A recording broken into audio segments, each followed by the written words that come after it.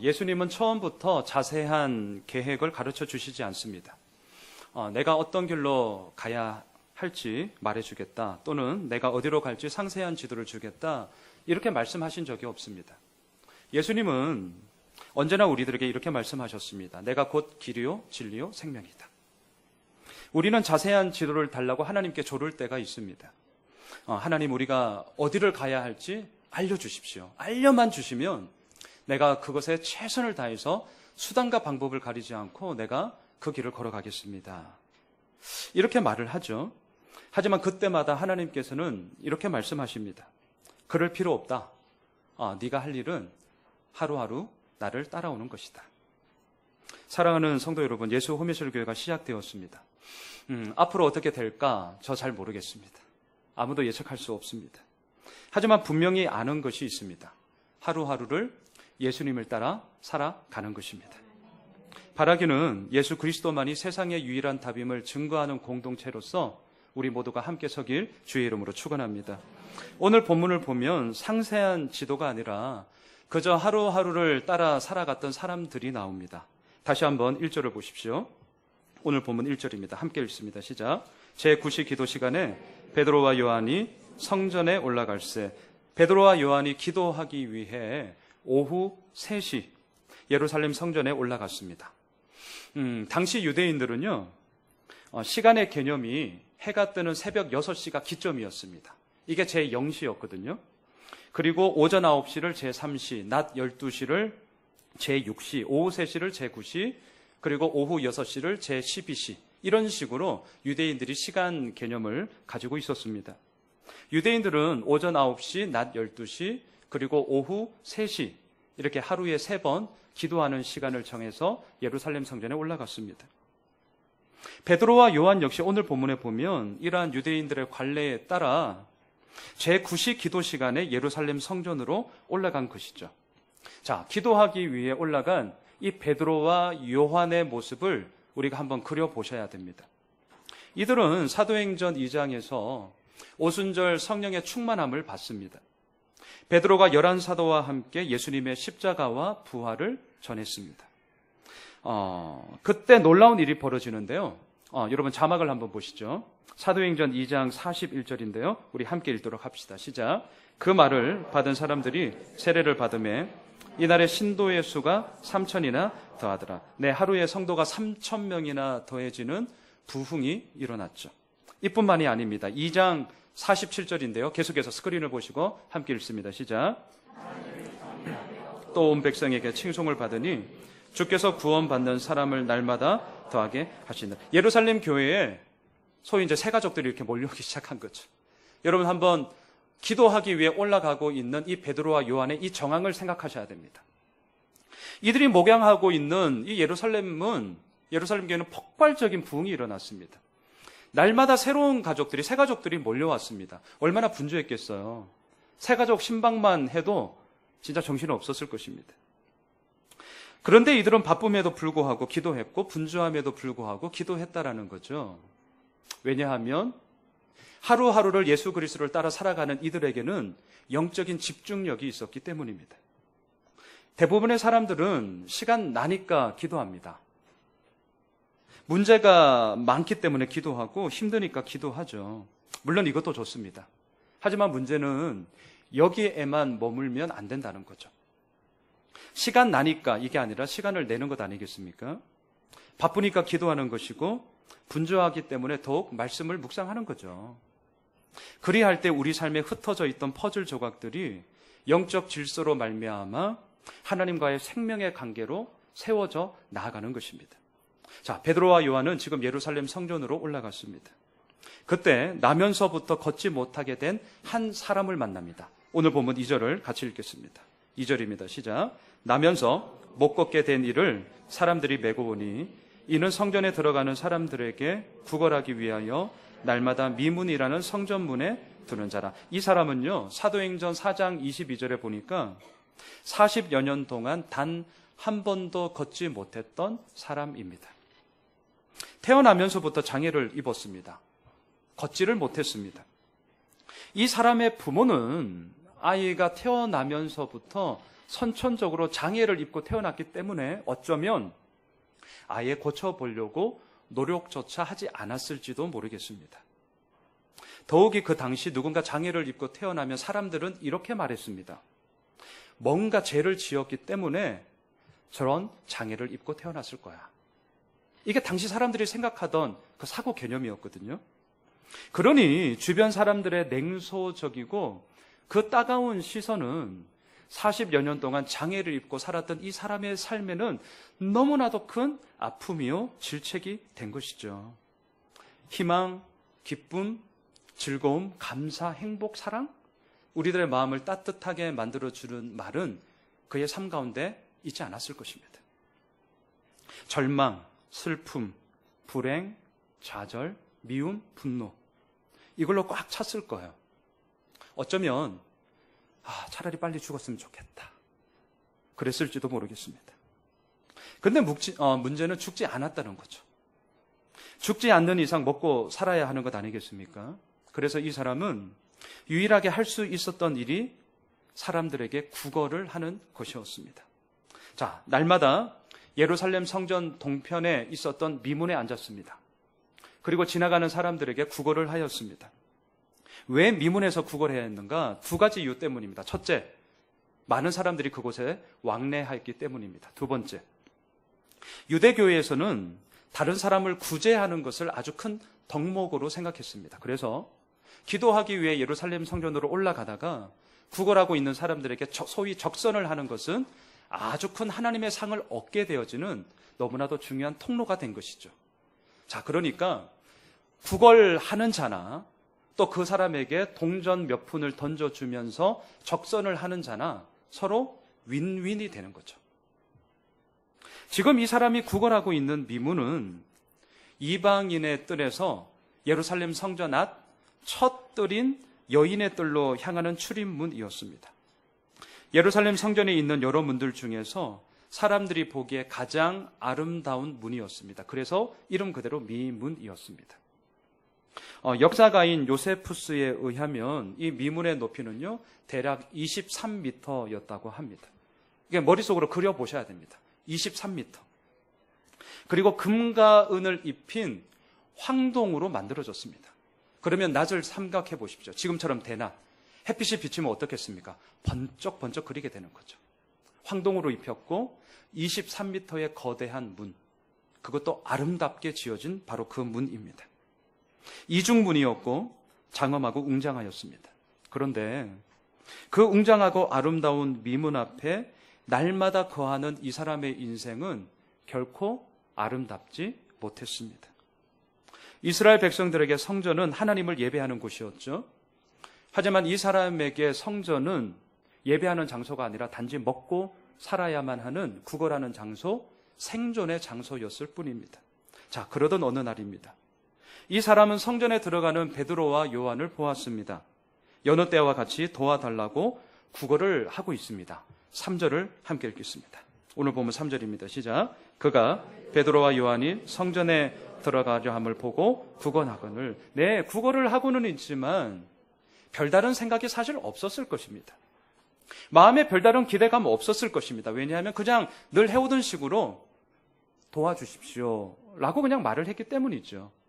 그리고 이미 수많은 사람들이 그날도 이 구걸하는 자 앞에 그냥 왔다 갔다 했기 때문에 베드로와 요한도 그 사람들 중에 그냥 한 사람일 뿐이었습니다.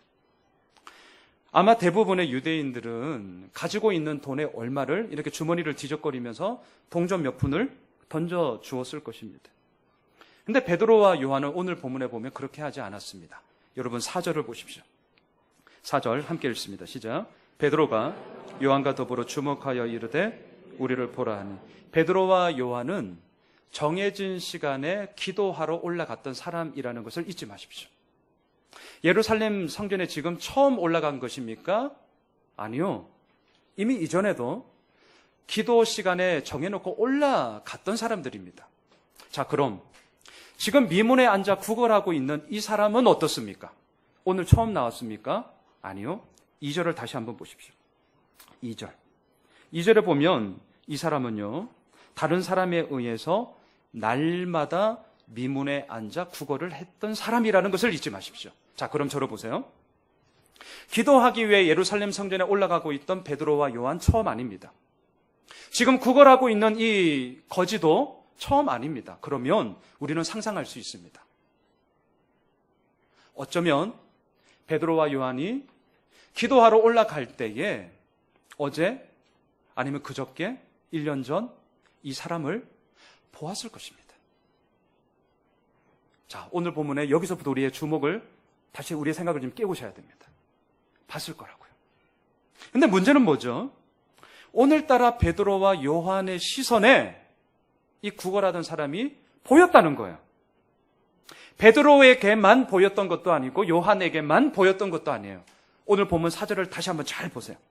4절을 다시 한번 보세요. 같이 읽습니다. 시작. 베드로가 요한과 더불어 주목하여 이르되 우리를 보라 하니. 네, 더불어. 이건 무슨 말이죠? 두 사람의 시선에 공히 이 구걸하던 자가 보였다라는 것입니다. 그냥 지나칠 수가 없었죠. 어제까지만 해도 보이지 않았습니다. 그런데 이상하게도 오늘 베드로와 요한의 눈에 이 구걸하던 자가 보이기 시작한 거죠. 사랑하는 성도 여러분, 오늘 나의 눈에 보이는 것이 있다면 흘려보내시면 안 됩니다. 우리 자녀들을 통해서 어떤 것들이 보인다, 흘려보내시면 안 됩니다. 부부관계에 어떤 이야기를 통하여서 이것이 계속 우리들의 마음에, 우리들의 눈에 보인다, 흘려보내시면 안 됩니다. 왜냐하면 바로 그것에서부터 하나님의 일하심이 시작되기 때문입니다. 5절을 보십시오. 하나님께서 이렇게 일을 하시기 시작하는데요. 5절입니다. 함께 읽습니다. 시작. 그가 그들에게서 무엇을 얻을까 하여 바라보거늘. 우리말 성경에 바라보거늘 이렇게 번역된 단어의 원어를 보니까 굳게 잡다, 주목하다 이런 뜻을 갖고 있습니다. 자, 지금 이 사람은요, 무엇을 얻을 수 있을까라는 그런 아주 간절한 눈빛으로 베드로와 요한을 그 눈빛으로 굳게 잡고 있는 것입니다. 그냥 가면 안 된다는 거예요. 더군다나 베드로와 요한이 그냥 지나간 것이 아니라 우리를 보라라고 먼저 얘기를 했기 때문에 지금 베드로와 요한의 시선과 간절히 바라보고 있는 이 구걸하는 자의 시선이 딱 지금 마주쳤다는 상황을 지금 그리셔야 됩니다. 엄청나게 기대했을 거예요. 야, 동전 몇 푼이 아니라 우리를 보라고 얘기했으니까 꽤 큰 금액의 돈을 나에게 주지 않을까? 엄청나게 기대했을 것입니다. 교회를 개척했습니다. 오늘 이렇게 첫 예배를 드리고 있죠. 저의 마음이 어떻겠습니까? 딱 이거예요. 하나님께서 무엇을 주실까? 하나님께서 예수 호미실 교회를 통해서 앞으로 어떻게 이끌어 가실까? 간절하죠. 정말 간절합니다. 제 지금 눈빛 보이세요? 간절합니다. 바라보거늘이에요. 바라보거늘. 말씀을 준비하면서 야, 이 구걸하는 자의 이 마음이 100% 동의가 되더라고요. 제가 개척교회 목사가 된 거죠. 여러분 6절을 보십시오.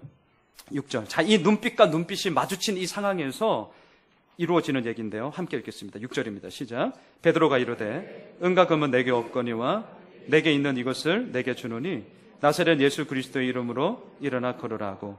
구걸하던 이 사람이 원했던 것은 은과 금이었습니다.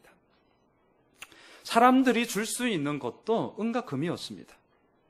지금 이 구걸하던 자가 앉아있던 곳을 기억하십시오. 미문이었습니다. 23m에 그것도 은과 금, 황동으로 입힌 번쩍번쩍한 그 문 앞에 이 사람이 앉아 있습니다. 그리고 그곳에서 지금 베드로와 요한과 이 구걸하던 자가 나누는 이야기입니다. 이 사람이 원했던 것은 은과 금이었죠. 그리고 은과 금이 이 세상을 다스리고 있습니다. 그런데 베드로에게는 지금 은과 금이 없습니다. 근데 여기서부터 하나님의 일이 시작됩니다. 은과 금이 없었기 때문에 하나님만이 하실 수 있는 일이 시작되고 있습니다. 무엇입니까? 나사렛 예수 그리스도의 이름이었습니다. 저를 보십시오. 만일 베드로에게 은과 금이 있었다면 어떻게 했겠습니까? 제가 단언하건대 은과 금을 이 구걸하는 자에게 줬을 거예요. 물론 다른 사람들보다는 훨씬 더 많이 줬을 것입니다. 그리고 어쩌면 생각했겠죠. 받지. 내가 이런 사람이야. 그러한 의로움을 가지고 어깨에 힘을 주고 지나갔을지 모르겠습니다. 하지만 그에게 은과 금이 없었습니다. 그러니까 어떻습니까? 태어나면서부터 걷지 못하던 이 사람을 예수의 이름으로 일으켰습니다.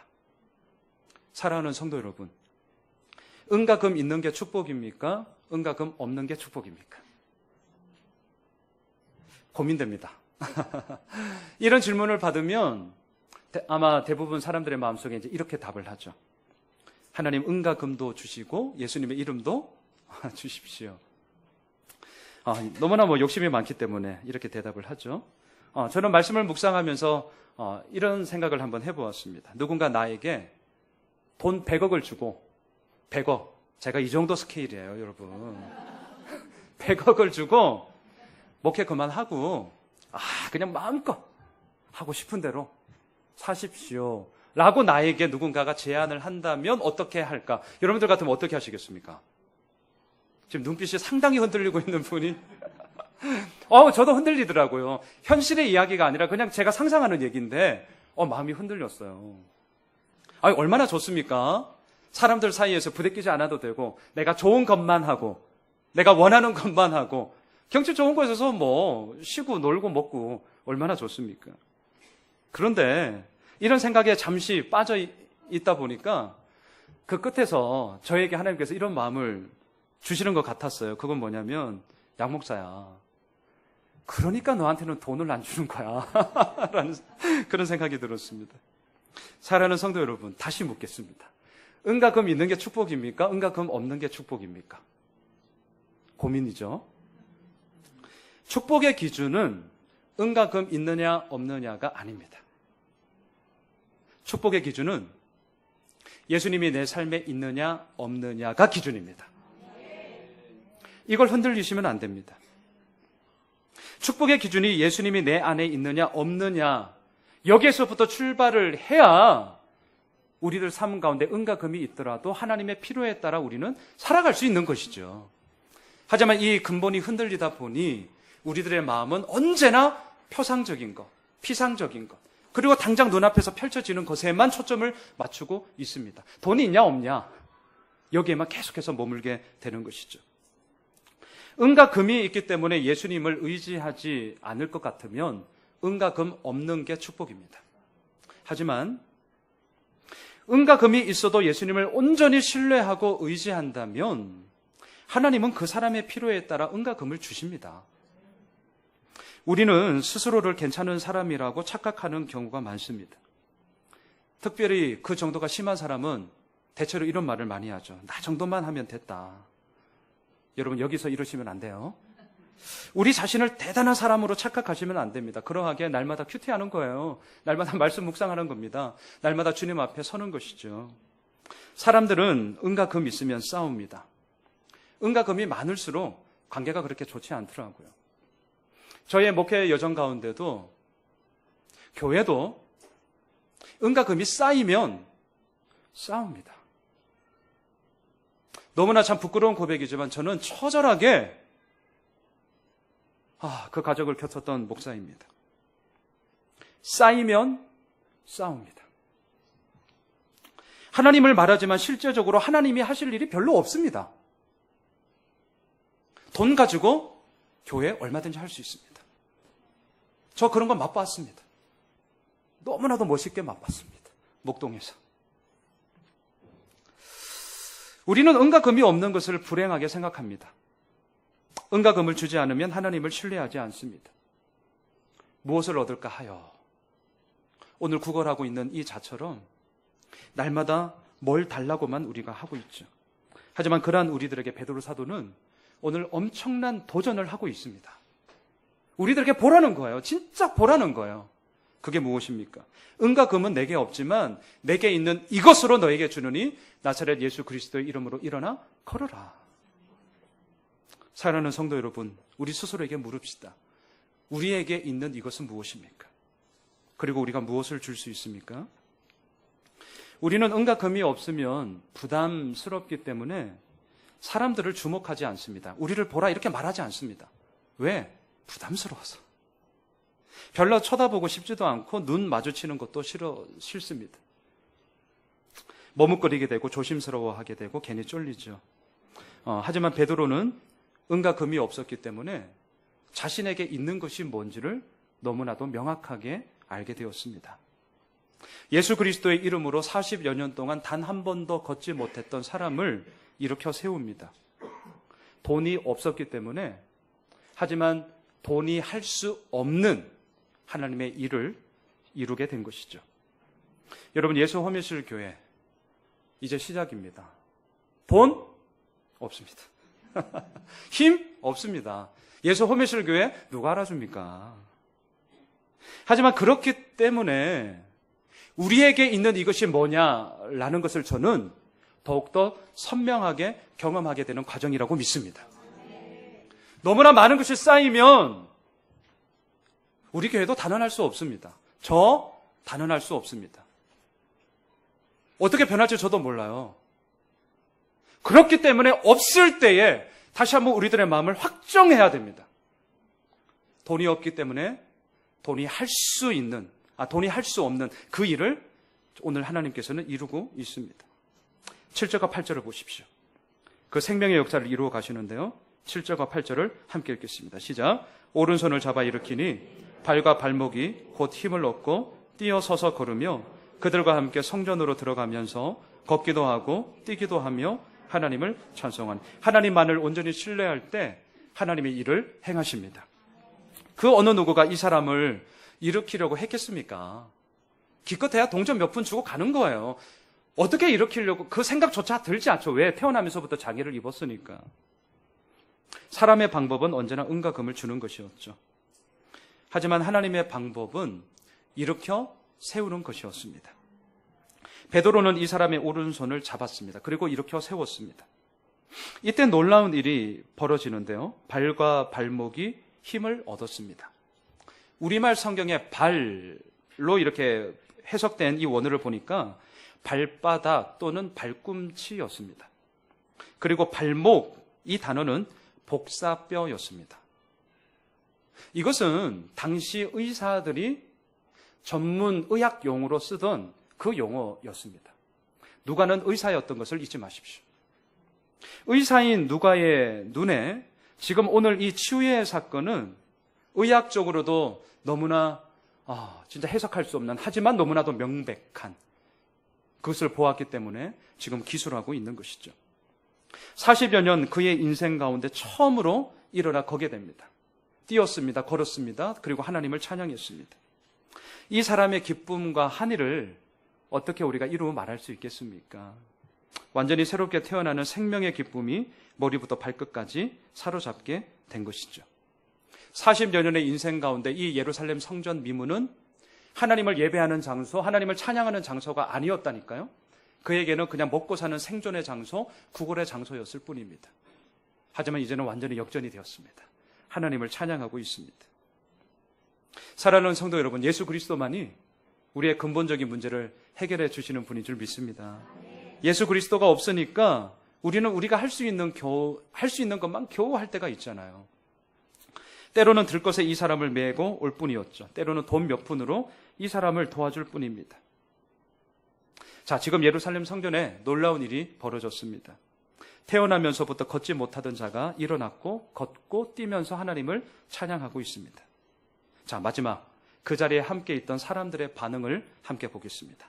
9절과 10절을 읽습니다. 9절과 10절입니다. 시작. 모든 백성이 그 걷는 것과 하나님을 찬송함을 보고 그가 본래 성전 미문에 앉아 구걸하던 사람인 줄 알고 그에게 일어난 일로 인하여 심히 놀랍게 여기며 놀라니라. 백성들의 반응이 무엇입니까? 네, 심히 놀랍게 여기며 놀라니라. 두 가지의 놀람이 나옵니다. 첫째, 심히 놀랍게 여기다. 이 말은 두려움 때문에 소스라칠 정도로 무서워하는 그런 놀람입니다.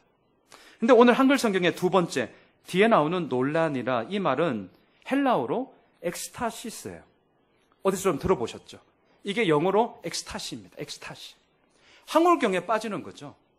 이게 생신지 진짜인지 이게 구분이 안 될 정도로 그냥 황홀경에 빠지는 그 엑스타시예요. 사람들이 그 정도로 놀랬습니다.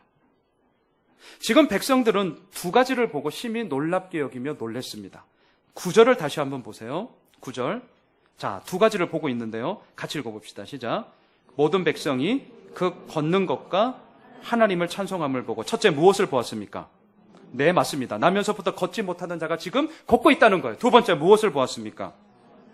하나님을 찬양하는 것을 보았습니다. 걷지 못하던 자가 걸었기 때문에 와, 놀랍다. 예, 너무나 당연한 반응입니다.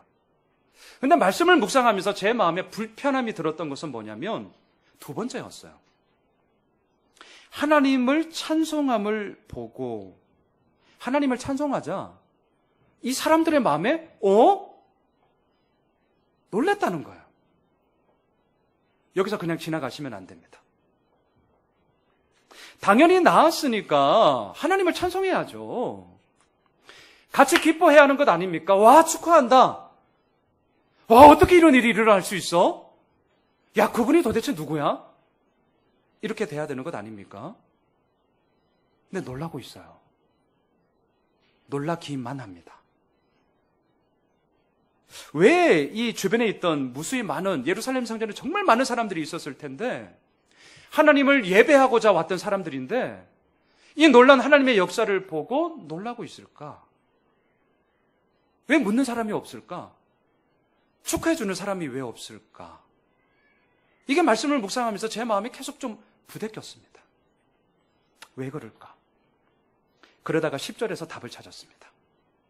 10절을 다시 한번 보십시오. 10절 같이 읽읍시다. 시작. 그가 본래 성전 비문에 앉아 구걸하던 사람인 줄 알고. 여기까지요. 여기서 한 단어가 여러분 눈에 좀 보이세요? 본래라는 단어예요.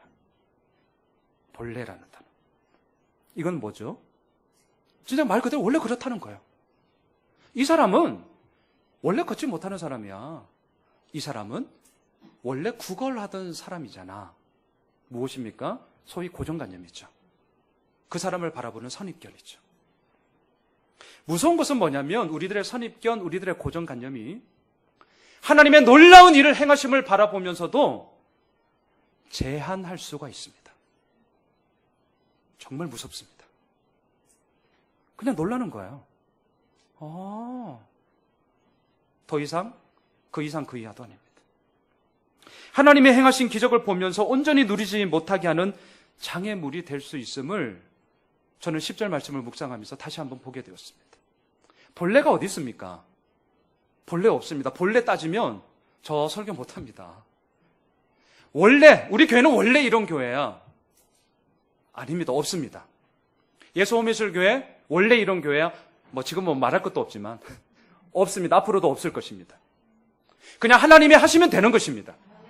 어제까지 못 걷더라도 오늘 이렇게 세우면 되는 거예요. 어제까지 예수를 믿는 자들을 핍박하던 사울이 오늘 다메섹 도상에서 하나님을 만나면 복음을 전하는 자가 되는 것입니다. 원래의 함정에 빠지지 마십시오. 본래가 어디 있습니까? 그거 따지기 시작하면 우리 다 하나님 앞에 서지 못합니다. 말씀을 정리하겠습니다. 이 세상은 은과 금의 이야기로 가득 차 있습니다. 세상은 모든 인간을 돈으로 평가합니다. 소위 A급이냐 B급이냐 C급이냐, 인기가 있냐 없냐, 능력이 있냐 없냐, 네, 돈으로 평가합니다. 하지만 교회는 은과 금에 대해 이야기를 하는 곳이 아닙니다. 교회는 나사렛 예수가 우리의 그리스도시고 그 예수 그리스도만이 우리들의 소망이요 우리들의 능력이 됨을 선포하는 곳입니다. 중세 신학자였던 토마스 아퀴나스가 이렇게 말했습니다. 한번 들어보십시오. 초대 교회에는 은과 금은 없거니와 내게 있는 이것을 내게 주노니 나사렛 예수 그리스도의 이름으로 일어나 걸어라 라고 말하는 능력이 있었다. 그러나 오늘날 우리의 교회는 금으로 기둥을 만들고 대리석으로 바닥을 깔아서 엄청난 하나님의 집을 지었다. 우리의 교회는 땅도 있고 건물도 있다. 그러나 나사렛 예수 그리스도 그 이름의 능력을 잃어버렸다. 사랑하는 성도 여러분, 교회의 본질은 은과 금에 있지 않습니다. 교회의 본질은 예수 그리스도의 이름에서부터 시작됩니다. 우리 예수 호미실 교회의 비전이 있습니다. 예수 그리스도만이 이 세상의 유일한 답임을 증거하는 공동체입니다. 예수 그리스도만이 우리의 진짜 왕이 되시고 예수 그리스도만이 진정한 우리들의 소망이 되심을 우리는 계속해서 선포할 것입니다. 그리함으로 말미암아 부족하고 나약하지만 하지만 이제부터 우리가 거하고 있는 이 호메실 지역에 그 하나님의 영광스러움을 더 높아지게 될 것입니다. 바라기는 그 이끄심에 함께 나아가기를 소망합니다. 그리고 우리들의 마음을 모아 그 예수 그리스도의 이름 앞에 우리의 온 힘과 온 마음을 다해 함께 나아가는 저희들 모두가 되시길 주님의 이름으로 축원합니다.